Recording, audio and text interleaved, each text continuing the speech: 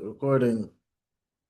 Hey, welcome back. We're at like the last chapters of the More Nevuchim, of the Guide for the Perplexed. All right, because we're almost finished the 14 categories. Today we're doing category 12 out of the 14. So previously, the two previous categories was on the Mikdash, everything to do with the Mikdash, and then the next one, the 11th category, was everything to do with the Korbanot. And here, the next category, the 12th category, is still kind of within the same framework, Tumah and Taharah. And we're going to see that outside the Mikdash, the whole concept of Tumah and Taharah really loses its meaning. Okay, so המצוות שהקבוצה ה-12 כוללת הן אלה שמנינו בספר טהרה. All right, so in the Mishneh Torah, we had Sefer Avodah, which we discussed those mitzvot, Sefer Korbanot, and now we're on to Sefer Tahara.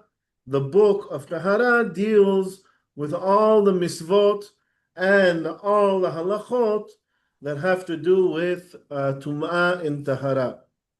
אף על פי שכבר ציינו תועלתן באופן כללי, earlier we already said in general what is the purpose of these mitzvot, נוסיף לכך ביאור וניתן טעם לקבוצה זו כראוי. We're going to expand on it more now, right? This is how we started almost every chapter in this section of tameh mitzvot, and we're going to give proper reasoning, more in-depth look and reasoning of Tumah and Taharah.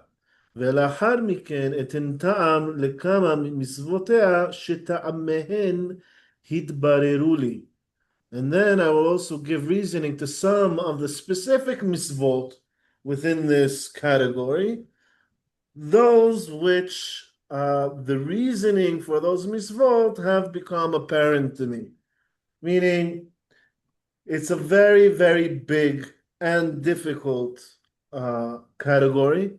The mitzvot aren't easy. It has a lot of nuances, and maybe we'll see later if we have time at the end of the class. We'll see how the Rambam approaches these mitzvot in particular. And he says, a lot of the mitzvot here, I still don't know the reasoning for. I'm going to try to explain the ones which I managed to figure out what's the reasoning behind them. Ve'omar, first I'll say this, שתורת אדוני זו שנצטווה בה משה רבנו ועל כן יוחסה אליו, right, that this Torah that Moshe was commanded, and so therefore, and he commanded it to us, and therefore it is attributed to him, right, Torah Moshe, בא רק להקל את עבודות האל ולהפחית את הטורח. Right? What does it come? It says the Torah doesn't come, Moshe Rabbeinu didn't come to make our lives difficult with mitzvot. It says it came to do the opposite. It came to make God worship easy. Meaning, if you look at the practices of how all nations used to worship their deities, and you compare it to the mitzvot that we have, even regarding Tumah and Taharah, you'll understand that is much, much more simple. וכל דבר ממנה שאולי תדמיין שיש בו צער או טורח קשה, right, in any aspect that you see in the mitzvot that seems to be difficult or weary, makes you like you need to work hard to do it, הוא רק משום שאינך יודע את המנהגים והשיטות שהיו מצויים באותם ימים. It's only because you're not aware of the practices of all the other nations, what was prevalent among all the nations in those days. עליך להשוות בין פולחן של שריפת אדם את בנו לבין שריפה של בן יונה. He says, what you could compare is, for instance, the common practice in antiquity for a person to need to sacrifice and burn his own son. And what's our alternative? To burn a pigeon at the Mizbeach. Right? So it came to remove a lot of obstacles, made says the worship of God, as far as God concerned, can be as easy as possible. There's no need for extra humrot. There's no need for any extra. That's not really what God wants from us. לשון התורה, כי גם את בניהם ואת בנותיהם ישרפו באש לאלוהיהם, as it says in the Torah, that they shall burn their sons and daughters in the fire for the sake of their God. אלה היו עבודותיהם לאלוהיהם, this was their worship, וכנגד זאת מכלל עבודתנו, right, and opposed to that, in our worship, שנשרוף בן יונה, that we burn a baby dove. Ve'af melo kaf solit, or that we burn a spoonful of solit. What's solit? It's like a grain that they make. Right, solit. What's this? I forgot the word in English. Ah, sorry. No, not no. Solet is a kind of grain. You can make how do you call it? You can make porridge out of it. What they make couscous from. I forgot what it's called. Basically, it's either burn your son for the sake of their gods or burn a spoonful of couscous. Okay, which is easier, right? This is what God's saying. He says that's the equivalent, right? You're burning your son. For me, it's enough. Just burn a pot of couscous. And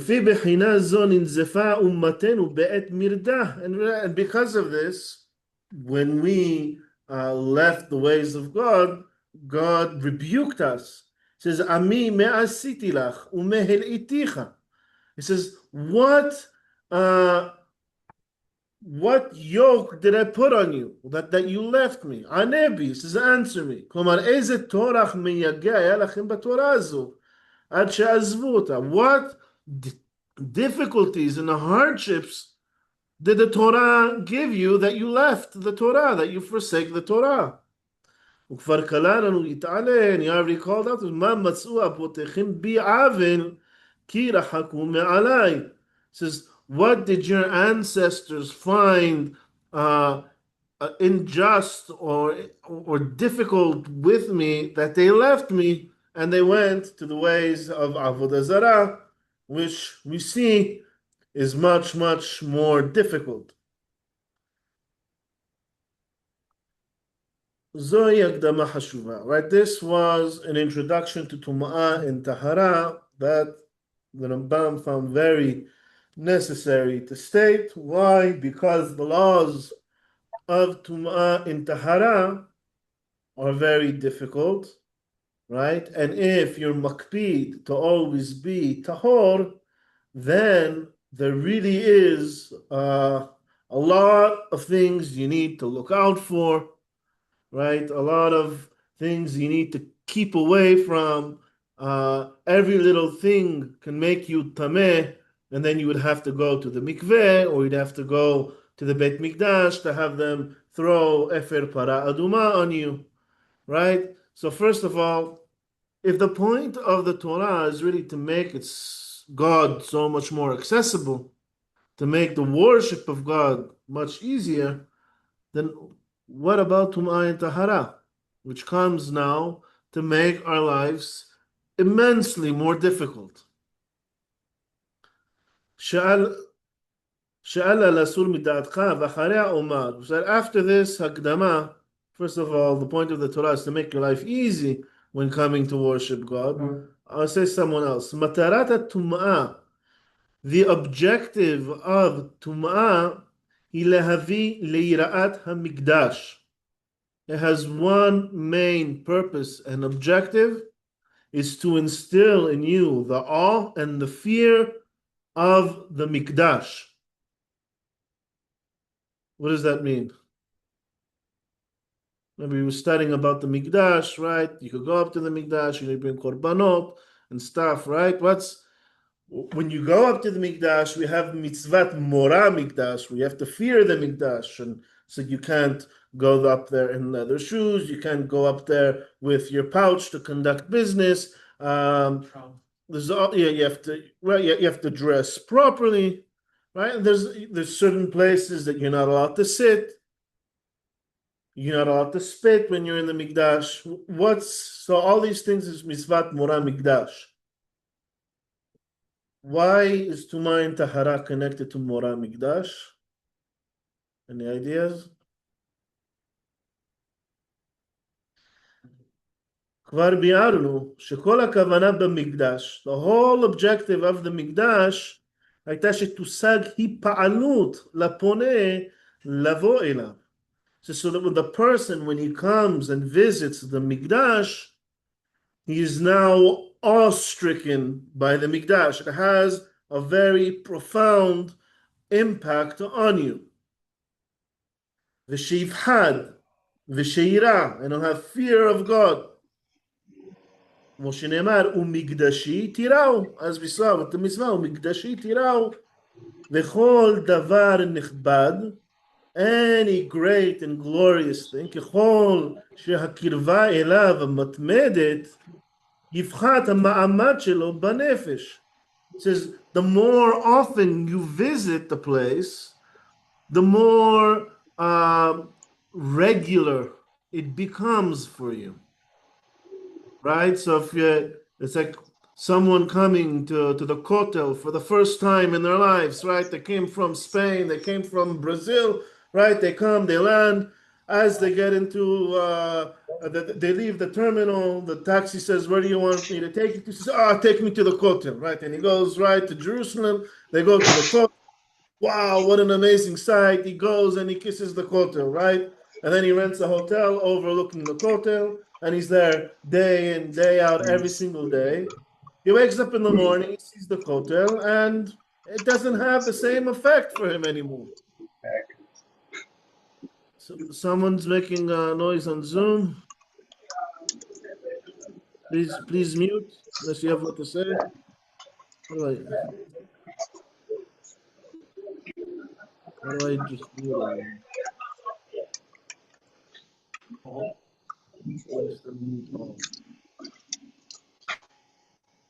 Edgar, who's Edgar? Here, Edgar. There we go, muted. Okay, so how does this play into Tumah and Taharah? Baruch haba, Sipanim Hadashot, three new students. Baruch haba. What's your names? Oz, Raz, and Zak. All right, now you know. Then we said Abra.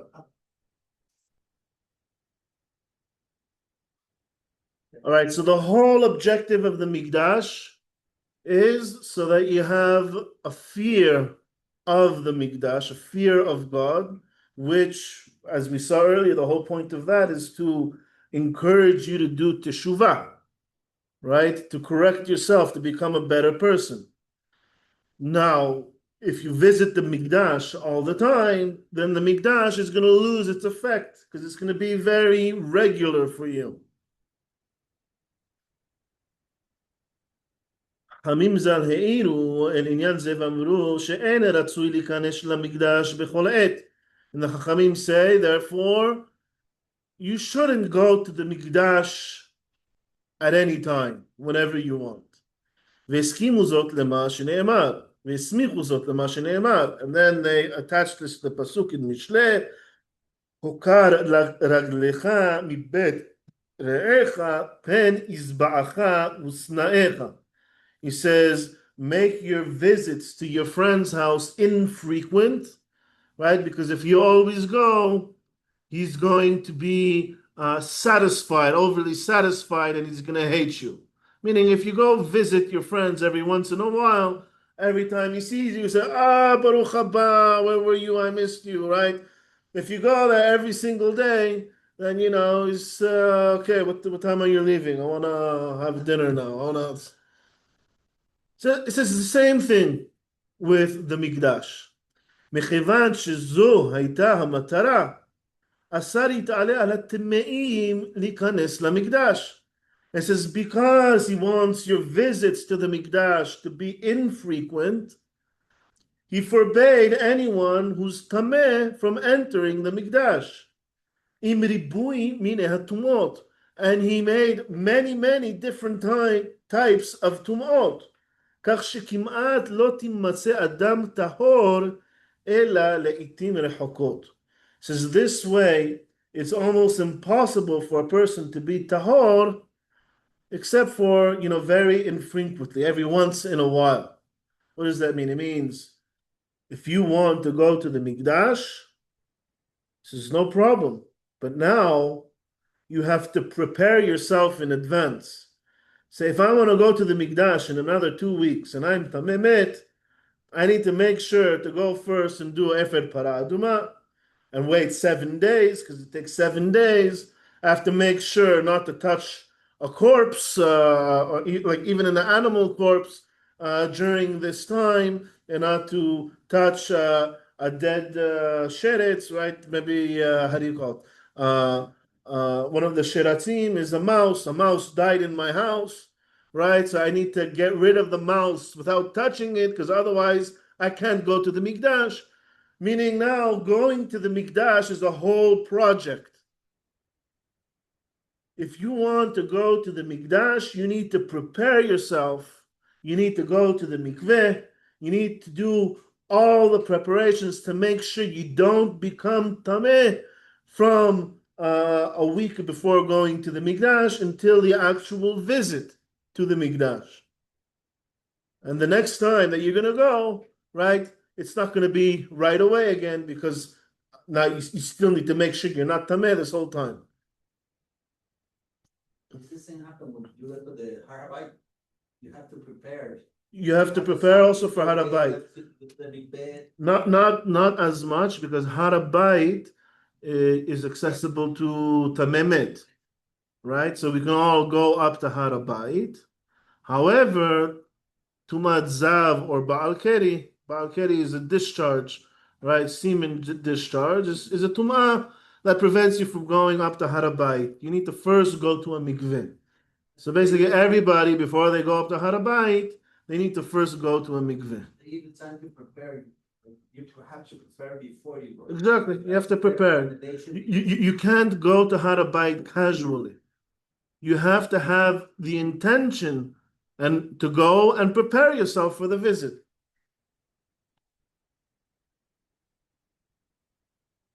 Right?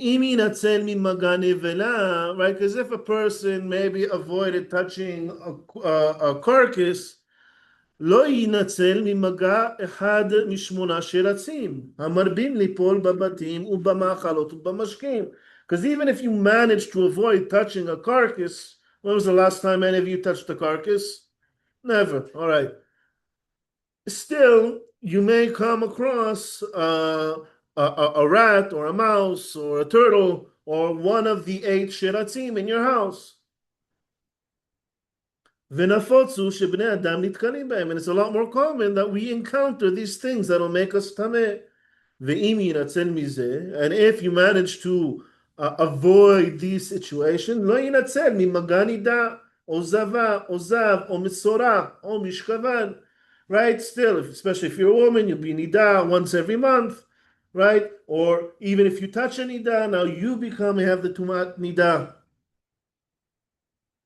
ואפילו נטהר מטומאות אלה, and even if you avoided all of these and you actually went to the mikveh, you purified yourself, אסור לו להיכנס למקדש עד שיעריב שמשו.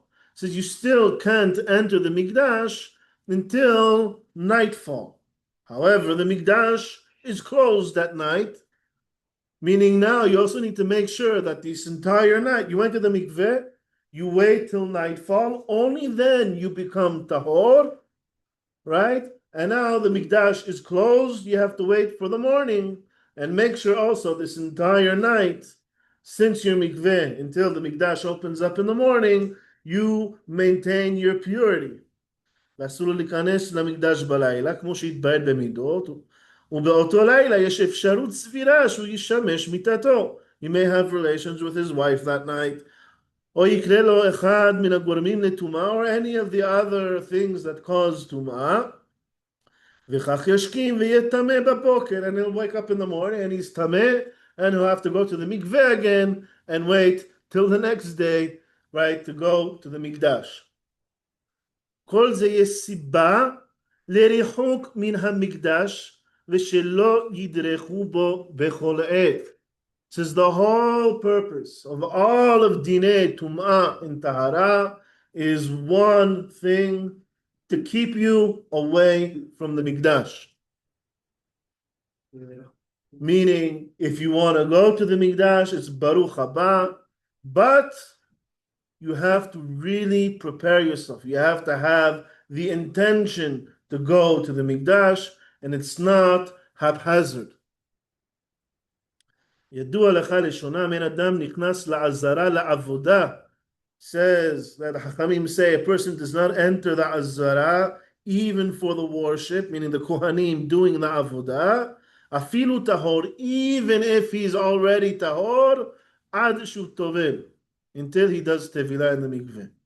בפעולות אלה תתמיד היראה ותושג ההיפעלות המביאה להכנעה המבוקשת. This is through these actions, right, the awe and the fear of the Mikdash will be sustained, right? And that will have the effect that when you go to the Mikdash, you'll be in awe of the Mikdash, and it'll kind of like break your spirit and prepare you for accepting the yoke of God and doing teshuvah.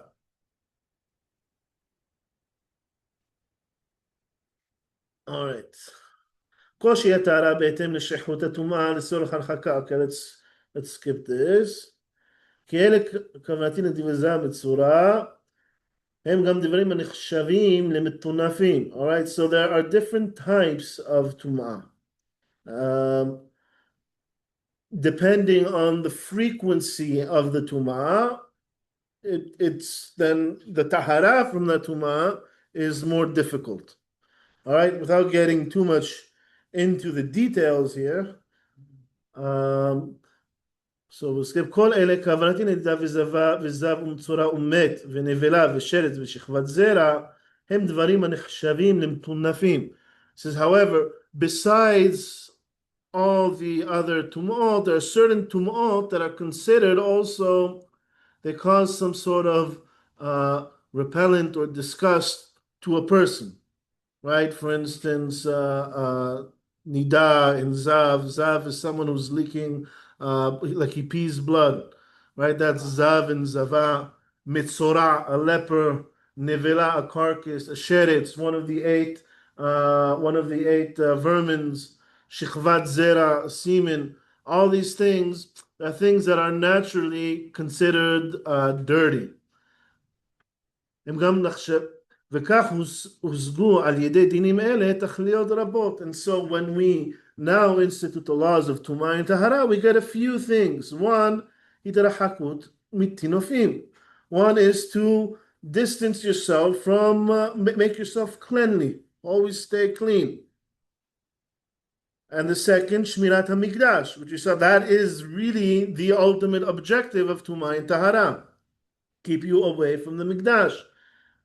שלישית, התחשבות בדבר המפורסם והרגיל לאור הטורח המייגע שהיה אצל הסבים בעניין הטומאה, כפי שתשמע כעת. Right? And also to stay away from all these things that can make you tameh. Right? And we're going to see how different it was, the whole notion of Tumah and Taharah with the pagan religions. הרביעית, הקלת אותו הקושי, שעניין הטומאה, הטהרה, לא ימנע מאדם להתעסק בעיסוקיו. Fourth is that Tumah and Taharah has absolutely no effect on your daily life.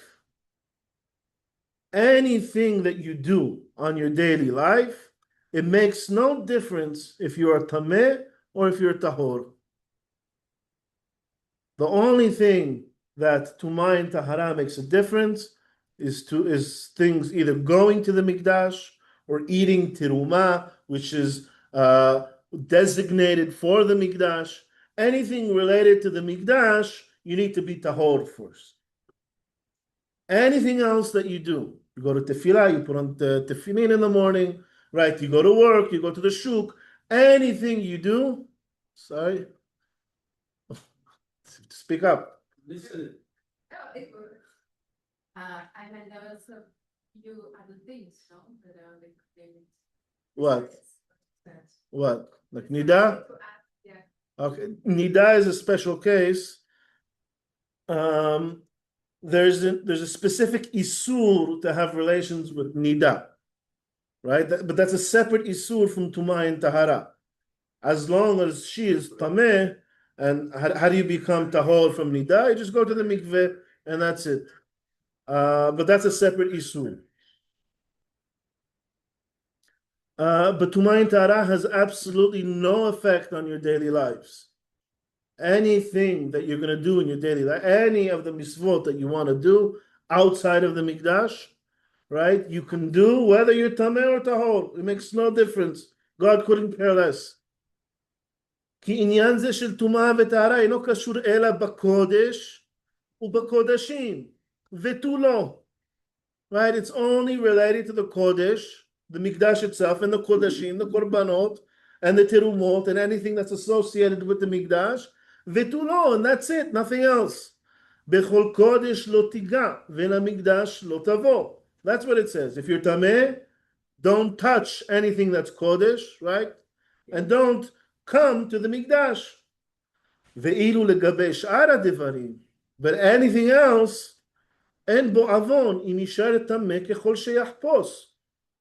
There's nothing wrong with staying tameh your entire life, as long as you don't go to the Mikdash, right? As long as you want, until you need to go to the Mikdash. ויאכל חולין טמאים כפי שיחפוש, and he'll eat not kodashim, right? A slaughtered olat shelamim, right? Where you can bring a korban to God and eat it, have a barbecue kivyachol with God. Right? No, so you do korban, you don't do korban, you do shechitat hulin, you do shechita on your lamb or on your goat, and you eat it, and that's fine. Doesn't matter if you're tameh or if it's tameh. why there is a reason it's written sheretz or tin shemetz? Shemetz? Sheretz.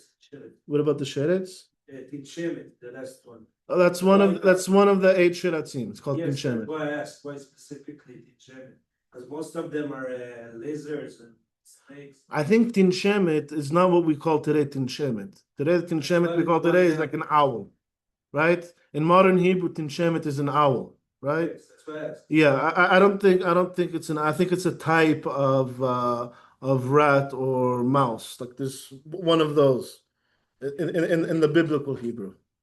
Thank you. But that's a good eye.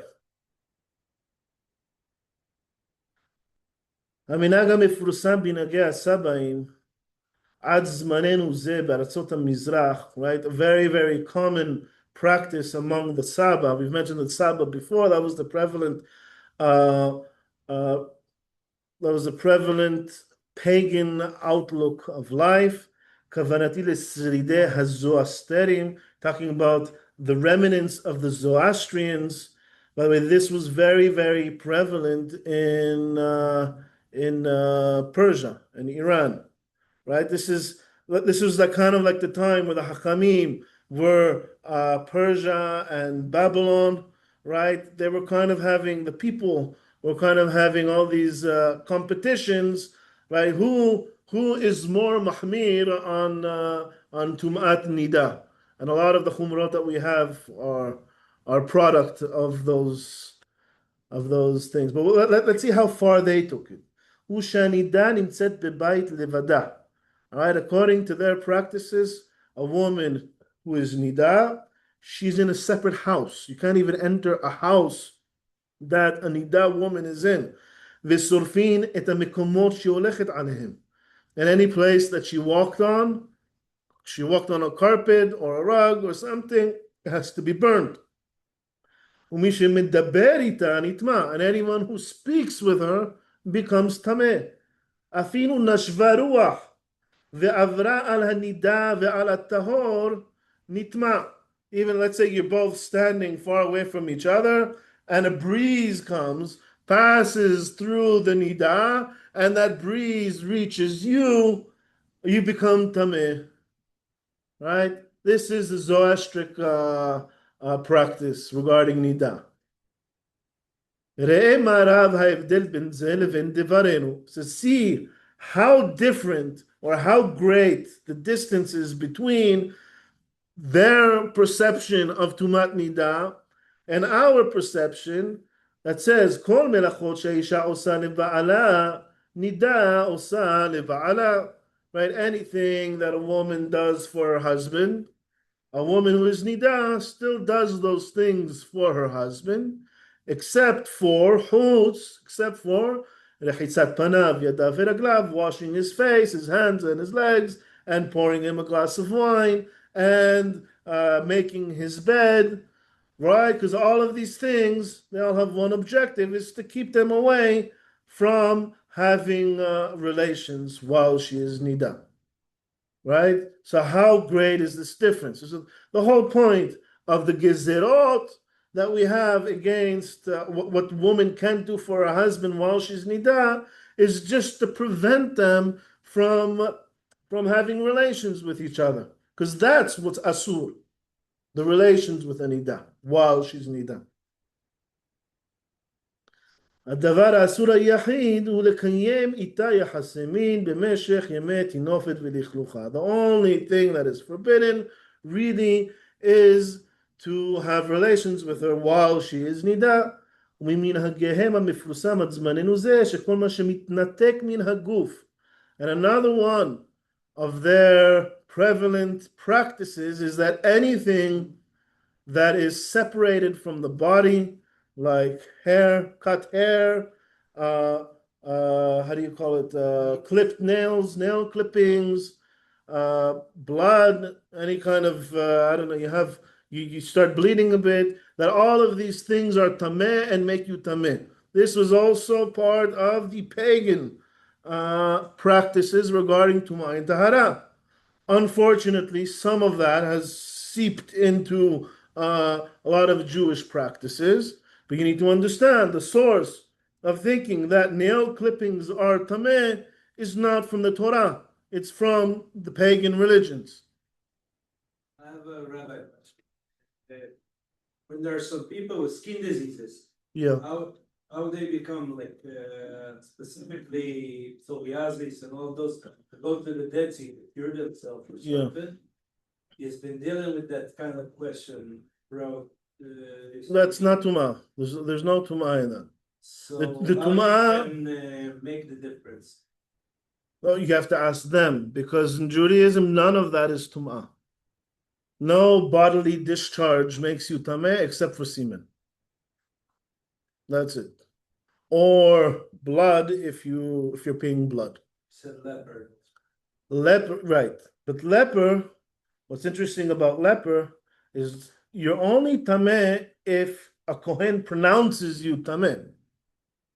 Doesn't matter how bad a case of leprosy you have, if a kohen never pronounced you tameh, you're tahor. People said that Moses had leprosy. When he did that, Yes. yeah, When he showed in front of Pharaoh. yeah, So how it is affected is doesn't, after. zero effect. Tumah and Taharah have zero effect. There's one purpose of Tumah and Taharah, is to keep you out of the Mikdash. There was no Mikdash at the time. That's what I say, because he was not entering into the holiday. Moses. Yeah. Doesn't Then- matter. There's then now there's still time. There's a lot of time since he did that, and before the Exodus even, they didn't even receive Torah then, so there was no Dinei Tumah and Taharah. And then they all did, how do you call it? They all did Berit Milah after that, and they had to do Korban Pesach, and they spent 40 years. They built the Mishkan, right? They did mikveh, they did Paraduma, they did everything. But that's not the reason he can't enter the land. I thought because you said you cannot enter to the Bet HaMikdash. Right. Maybe that's one of the abolishments that he got from God, maybe, I don't know. No, but he was able to enter because he was an Oil Moed. For 40 years, and he gave the scroll. Right, but he was in Oil Moed. That's where he prophesied. So he was in the Kodesh Kodashim. Yes. During the 40 years in the desert. But nice, interesting point. Interesting point. You're saying that because he had Sarat, maybe it prevented him from entering Eretz Yisrael. It's an interesting point to think about. לכן הם מחשבים כל ספר לטמא. So according to the Zoroastrians, any barber is טמא, משום שהוא נגע בדם ובשיער, וכל מי שמסתפר טובל במי מעיין. And anyone who has a haircut, he needs to then go to a mikvah. יש שם דברים רבים מאוד בדומה לתורה הזה. They have many other of these huge inconveniences. ואילו אנחנו איננו מקפידים על טומאה טהרה אלא בקודש ובמקדש. However, us, we don't pay any attention to Tumah and Taharah except for regarding the Mikdash. אשר לדבריו יתעלה, however, what it says, והתקדשתם והייתם קדושים כי קדוש אני, right, where he says, and you shall sanctify yourselves and be holy because I am holy, ולא תטמאו את נפשותיכם, and you should not impurify your souls.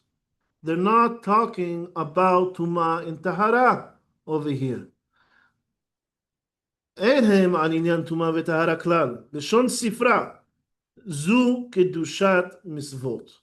Right? Every time we do a mitzvah, we say, אשר קדשנו במצוותיו, right? We say, he sanctified us with his mitzvot, וציוונו על נטילת ידיים, or על מקרא מגילה, or whatever it is, right? It says, what does it mean? והייתם קדושים?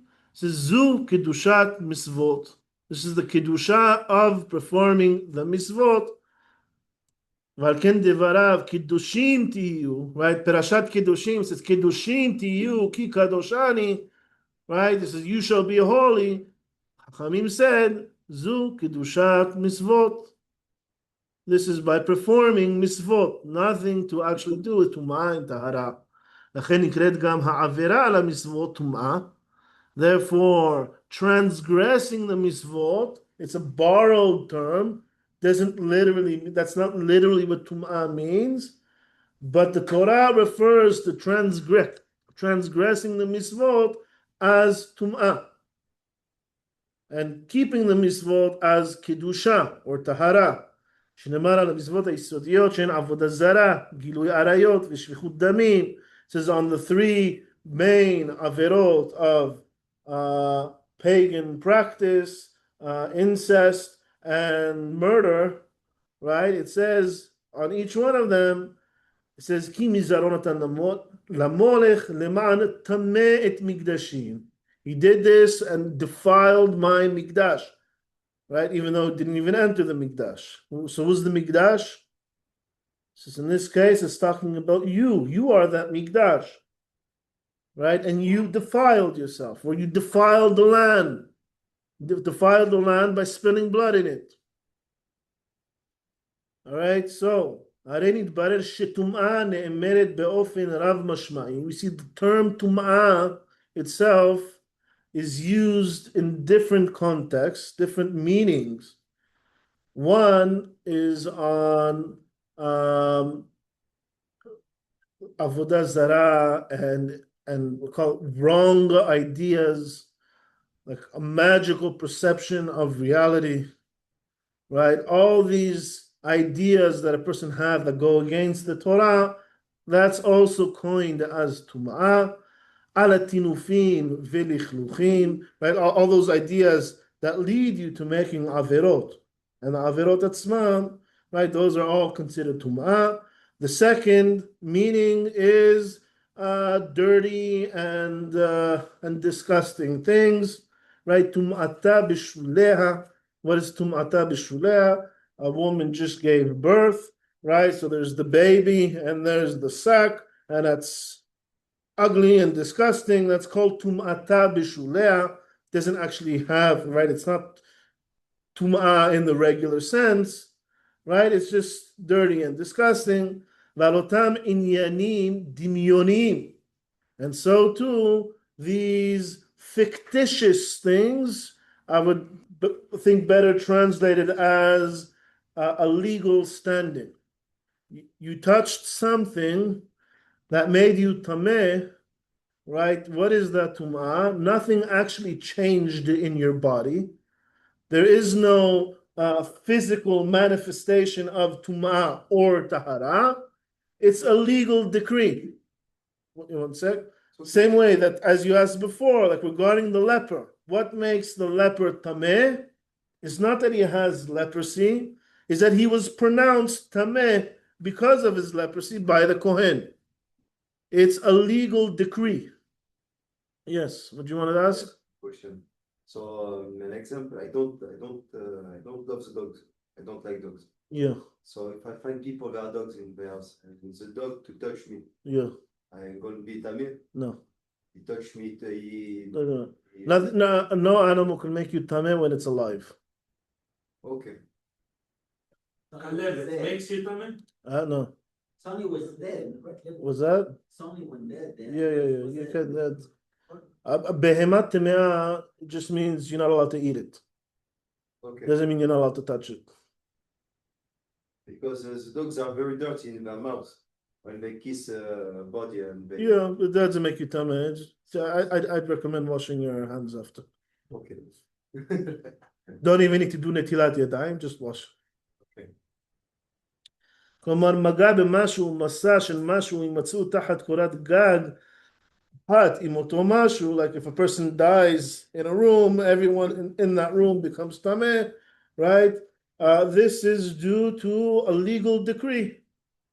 Nothing changed in your body. No, there were no bacteria that came from a corpse that made you tameh, or because you touched someone that was tameh, you became tameh because there was some sort of transference of something. No, there was nothing. And even tahara, you just go to the mikveh and you come out. There's no physical manifestation of tum'ah or tahara.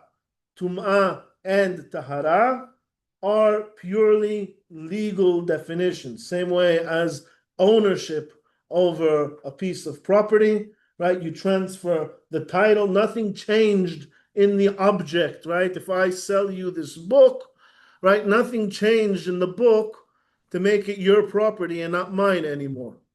It's just a legal definition. Huh? How you can check up the cleanliness of the mikveh? How to check the cleanliness of the mikveh? So here's the thing. The mikveh doesn't need to be clean in order for you to be tahor.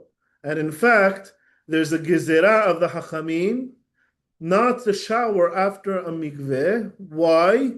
Because people used to go to a mikveh that was very, very dirty and smelly, because that's the mikveh that they had access to, and then everyone would go shower to remove the filth of the mikveh, and they would think that the shower is what made them tahor. So then Hachamim made a gezerah not to take a shower after the mikveh, so that you don't confuse the shower with the mikveh. Why does the mikveh make you tahor? Nothing to do with cleanliness. Only a legal decree. It's like when, I will give an example, like when a person do tashlich Yeah, on the prayer, yeah, to really solve the thing from here to the, in front of the pool to the fishes or something. Somebody else is think it's for purity and stuff. And if No. he enters there, he thinks it's clean, but all the things that all the men of his soul, his dirty soul, went to. right. Okay, so How it can still be clean? there's first of all, there's no mitzvah for tashlich, it's a minhag, right? So there is no actual tumah that you're throwing there. However, we do find that idea as an idea in Tumah and Taharah. For instance, para aduma, the person performing the para aduma becomes tameh.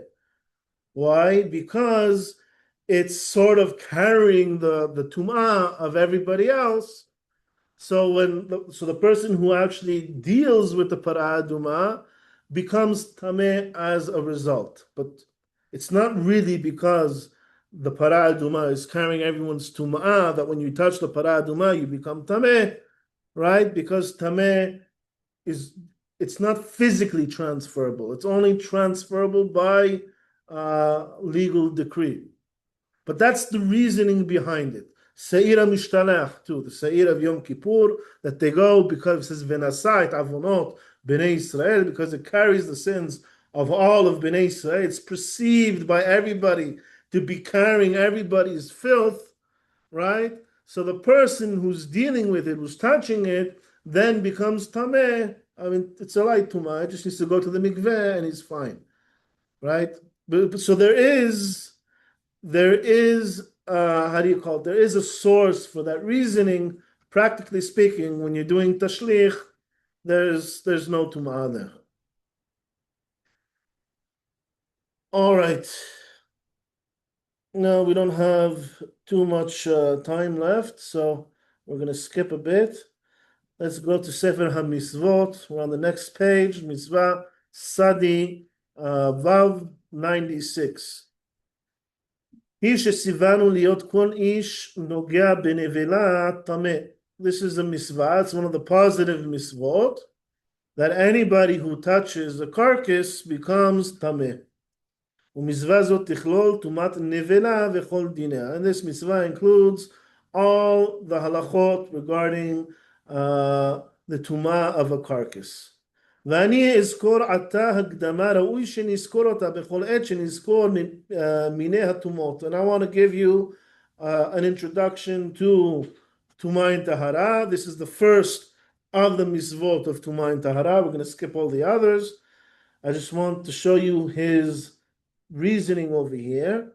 ושזו שנמנה מכל מין מצוות עשה אין עניינו שנהיה חייבים להיטמא בטומאה ההיא.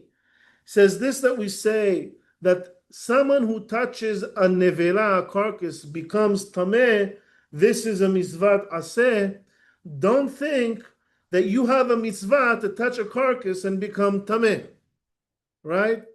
You could say, for instance, tefillin is a mitzvah aseh, right? So you have to go and put on a tefillin. Don't think the same way that you have to put on tefillin is a mitzvah aseh, that touching a carcass, making you tameh, is a mitzvah aseh, that you have to go find a carcass to touch every day. All right? אוקיי, עניינו שנהיה חייבים להתאמן בטומאה היא, ולא גם כן שנהיה אנחנו מוזהרים מלהיטמם בה, ותהיה מצוות לא תעשה. And there's no מצוות לא תעשה forbidding us from becoming tameh by touching a carcass. All this mitzvah says is if you touched a carcass, you become tameh. That's it. What is a carcass? A dead animal. Okay. Omnam Torah amra, however, the Torah says, "Ki mi shenaga b'zeh hamin yitma, o zeh hadavar mitameh al to'ar, kach mi shenaga bo." It's just like a title. It's we call it a legal status. All right, it's your status. If you touch something tameh, you become tameh. It's a status. That's the mitzvah. The mitzvah isn't to become tameh. Of course, there are people that are defending the right to bury the animal if they want under the ground. If like it's a dog that the That's fine. owner That's fine. is attached to it, That's fine. of course he would want to bury it. That's fine. It's a No purpose. problem. You can bury it. There's nothing to do with Tumah and Taharah. But it's still. But Mechila, we only have a few minutes and still a lot to cover, so we'll save questions for the end. Okay? תואר כך מי שנגע בו והוא מצוות עשה, כלומר שזה הדין שנצטווינו בו הוא מצוות עשה. The law is the מצוות עשה. It's not that you have to do it. והוא אומרו, so it says מי שנגע בכך על תואר כך נטמע, says והדבר בעצמו רשות, says it itself is a reshut. You find a carcass, you want to touch it, touch it. You don't want to touch it, don't touch it, right? It's fine. If you touch it, you'll be tameh. There's nothing wrong though with being tameh. This is what it says in the Sifra. Uvnivlatam lo tigau. It says, do not touch their carcass. Yacholim naga adam benevela yilke. So it's asking, so if someone touches the carcass, is he now punished with lashes? It says, no, tilmod lomar ule'ele titamau. Says you should learn from the other pasuk that says, and to these things you shall become tameh, meaning you're allowed to become tameh. Yacholim ra adam nevela yilech vitamala. Says maybe you think, right, will elle titamau, says to these things you should become tameh, that if you see one of these things, you should go and touch it to become tameh, right? Tilmod lomar, it says learn, uvnivlatam lo tigau. It goes back to the first, don't touch their carcass. Kesad, says how does this mean? Ve'omer zereshut, meaning it's optional. However, so why does it say vnivlatam lo tigau? Because over there it's talking about the Mikdash. If you touch the carcass, you become tameh. You can't go to the Mikdash. All right, והמצווה הזאת שנאמר לנו בדין זה, שמי שנגע לזה, someone who touched it, יטמע, ויתחייב לו מה שהתחייבו הטמאים לצאת חוץ למחנה שכינה. Says, and anyone who becomes tameh, now the law applies to him that he needs to leave machane shechina, which is the Mikdash or the Mishkan. V'shelo yochal kodesh, and that he shouldn't eat anything that's kodesh. V'shelo yigabo zulat ze, and he shouldn't touch kodesh. V'zeh tzivui, klomar heyot tameh b'zeh hamim. Hu etzlenu be'inyan kach. All right, and now we're going to go to the last, the last of the mitzvot of Tumah, 109, mitzvah kuf tet. הוא שסיוונו שנטבול במי מקווה ואז נטהר. There's a mitzvah that you go to the mikveh, it's a positive mitzvah, that you have to go to the mikveh to become tahor. And here we have the same kind of limud. This is what it says in the pasuk, ורחץ במים, and you should wash yourself in water. ובאה קבלה, and the tradition explains that מים שכל גופו עולה בהם, water that has the volume of his entire body. All right? ומתנאי השזה בלבד יהיה, all right? ואין הכוונה במאמר הטבילה מצוות עשה שיהיה חייב כל טמא שיטהר על כל פנים. Says this that we say that going to the mikveh to purify yourself is a mitzvat aseh. Don't think that this is mandatory, that if you are tameh, you have to go to the mikveh to purify yourself. כמו שהוא חייב כל מי שיתכסה בכסות, שיעשה סיסית, right? And like we say, anybody who puts on talit, a four-corner garment, has to put sisit on it. Says, don't think that if you are tameh, the same way, you need to seek out the mikveh in order to become tahor. ואחר יבוא למחנה מפני טומאה, רומז אל זה השורש שביארנו, כמו שהוא חייב, כל מי שיש לו בית שיעשה מקווה, ואולם הנרצה בזה דין טבילה, but what we want from this law of טבילה, והיות התורה אומרת לנו, כי מי שירצה להיטהר מטומאתו, הנה לא ישלם לו זה אלא בטבילה במים, ואז יטהר. So what is the mitzvah saying? It says anyone who is tameh and now wants to purify himself, he can only purify himself by going to the mikveh. However, you can stay in the status of impure as long as you want. What does that mean, as long as you want? Until you decide that you want to go to the Mikdash, in which case you can't go when you're impure. So how do you remedy this impurity? The mitzvah is that you go to the mikveh. ולשון ספרי ורחץ במים. It says ורחץ במים יכול גזירת מלך. It says, the Torah says, "V'rachatz b'mayim," and you shall wash yourself in water. And it's asking, "Yachol gizirat melech?" Is this a decree from the king that you have to do it? Tilmod lomar, you should learn to say ve'ahar yavo el machane, and then he can come into the mahane, into the mikdash.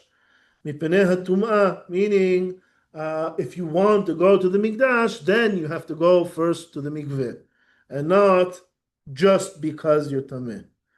רומז, זה השורש שביארנו, כי הוא דין לבד, שכל מי שירצה להיטהר יעשה כך. Right, the law is anybody who wants to purify himself, this is how he does it. וזה דין הוא המצווה, and this law, that's the מצווה. ואולם לא שיהיה חייב טבילה על כל פנים, and not that you have to do טבילה just for being טמא.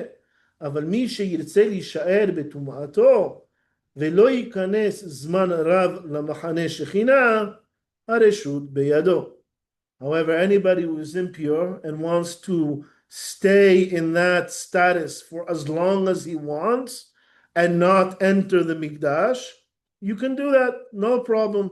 You want to stay tameh for a year, stay tameh for a year. There is no difference between someone who is tameh and someone who is tahor, except for being eligible to go to the Mikdash. That's the entire difference. If you are tummy, you cannot make anything. You cannot. What's that? If you are tummy, you cannot pray. You cannot. Do everything. Everything. All the mitzvot except for going to the Mikdash and bringing Qurban. Tumah doesn't prevent you from anything. If you cannot. Yes, you can. Otherwise, none of us could put on tefillin. We're all tameh. This is just like, well, that no, it's fine for us. Okay. Mishnah Yoma, right? Masechet Yoma is Masechet that has to do with Yom Kippur.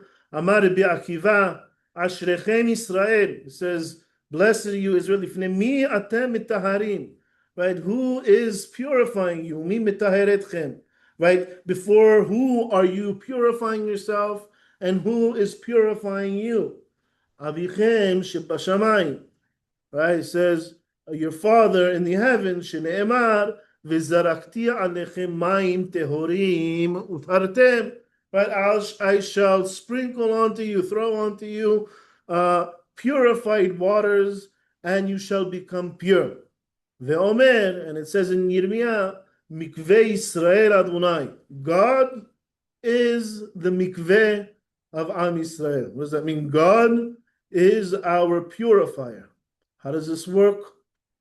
Right? Uma mikveh metaheret atmeim.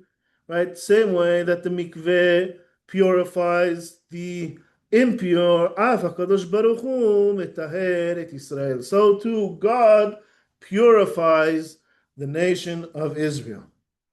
What kind of purity is he talking about over here? Anybody? He said, right? Kedushim tihiyu ki kadosh ani. Says you shall be holy because I am holy. Right? What is the purification of Am Yisrael? It says zu kedushat. Anyone remember zu kedushat? Mitzvot.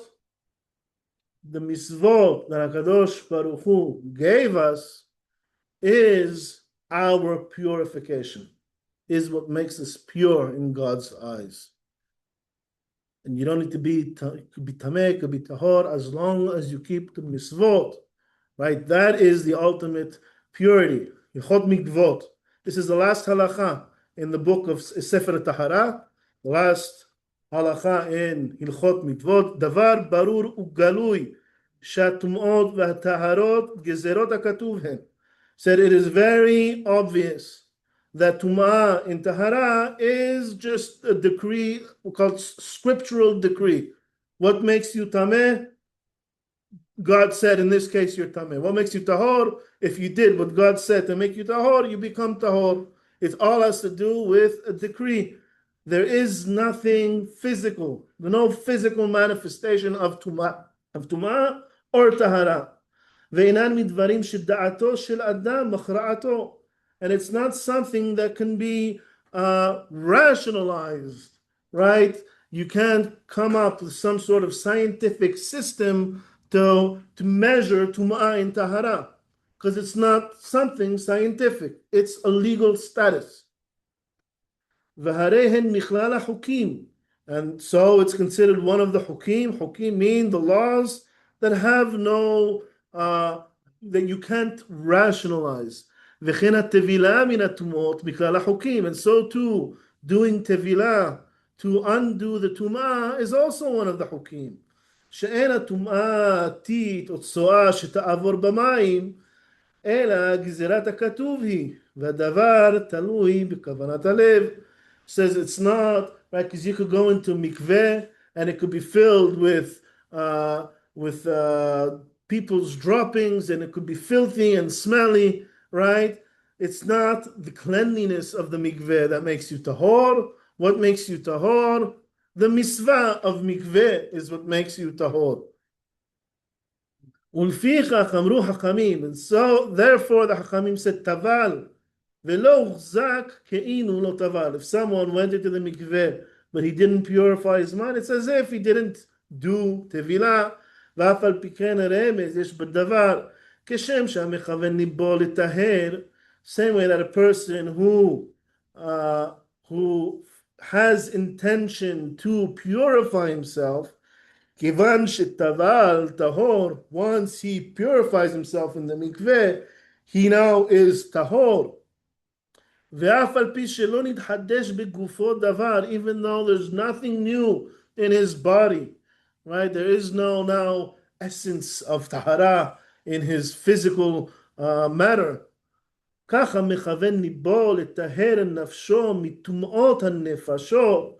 So too, a person who has kavanah to purify his mind from the impurities of the mind, meaning avonot, meaning pagan thinking, right? Shehen machshavot ha'avin v'hadeot hara'ot. These are the bad ideas, right, that maybe we grow up with or that we're accustomed to thinking. But once you focus your mind on ridding yourself of all these bad and pagan ideas and all these averot, kivan shehiskim belibo lifrosh meotan ha'etzot, once he already settled in his heart to do away with all of these bad ideas, vehevin nafsho b'meh hada'at hatahor, and he immersed his soul or his mind in the waters of hada'at hatahor, the pure intellect, which is, who is the pure intellect? Tamim de'ot, right? The one who has all the intellect is God. I mean, God is our mikveh.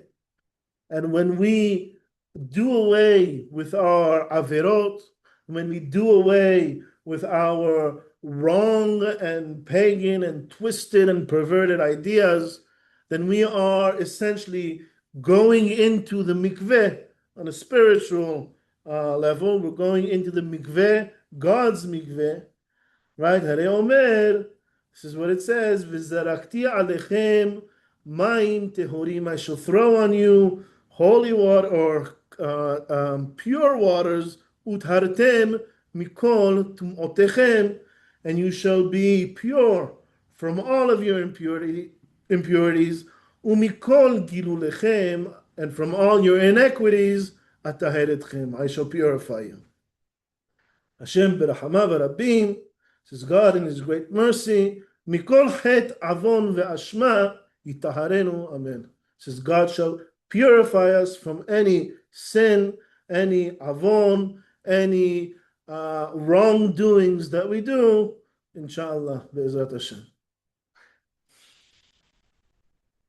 This is what it says. We'll go back to, right, that Mishnah of Rabbi Akiva, right? Mikveh Yisrael Adonai. God is the mikveh of Am Yisrael. And all we need to do, right, keep the Torah, keep the mitzvot. So, Doing the mitzvot is our tahara. Doing averot is our tum'ah. and don't need to worry about nail clippings, don't need to worry about petting a dog, don't need to worry about touching a carcass. If you have to touch a carcass for whatever reason, I recommend using a shovel, but that's just my personal preference. If you want to pick it up and throw it out, you can do that too. Just wash your hands after. None of this prevents you from doing any of the mitzvot except for those related to the Mikdash. There is nothing wrong with being tameh if you're not in the Mikdash. All right, that's it for today.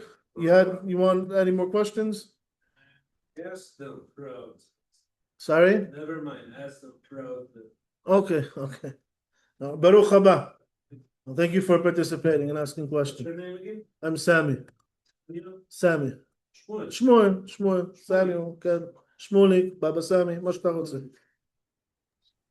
Rav, I have a question. Yes. One question. Yeah, בכבוד. If anyone was like a Kohen and then they were being. So if anyone was? Like if they, for example, would have had to do swing with the bed Mikdash. Yeah. When they got sent to the Temple Mount, and we like got some Hanim there. Yeah. Would they have had to do like preparations, like the No. do preparations? No. First of all, Har HaBayit itself, tameh met is allowed to enter. The area of the Mikdash, the specific area on Temple Mount where the Mikdash was, you have to be tahor in order to enter. Now, this is all in regular times, like now, right? If you're going in to conquer the place, you don't care if you're tameh or tahor. You go in and you do whatever you need to do. Not only that, but let's say the Mikdash is built and they need to, I don't know, call a plumber or a contractor to fix something in the Mikdash. We look first for a professional contractor that is tahor, that can do the job. You can't find one, then you take someone tameh to do the job. All right, even if it's in Kodesh Kodashim. Right, a cleaner needs to enter, someone needs to enter the Kodesh Kodashim for some sort of repair. We prefer a Kohen that is tahor. If we don't have a Kohen that is tahor, then we'll take someone else who is tahor. If you don't have someone else who is tahor, then we'll prefer a Kohen that is tameh. If you don't have a professional contractor or Kohen that is tameh, then we'll take just the best contractor we can find. So with professions, that's not as important. I said there's a hierarchy. Yeah, like We prefer someone tahor to work in the Mikdash. If you can't find someone tahor, then you use someone tameh. So the Tzanchanim coming in, they were the Tzanchanim. There was no one else. We're not going to look for Kohen Tzanchen that is. We're fighting the war. Just send them in and take the place. Like We'll worry about Tumah and Taharah after.